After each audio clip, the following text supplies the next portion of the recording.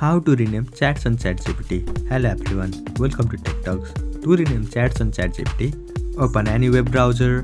Here I'll be opening Google Chrome.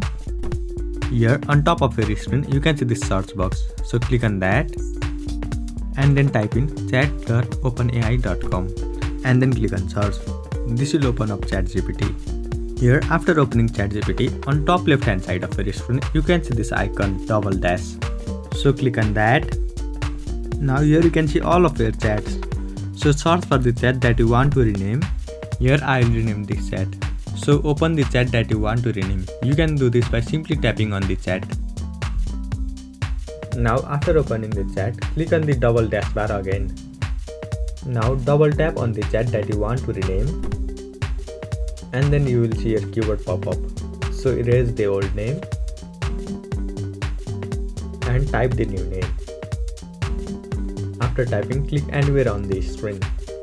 Here you can see I have successfully renamed chat on ChatGPT. I hope you found this video helpful. Thank you for watching. Follow us for more helpful tutorials.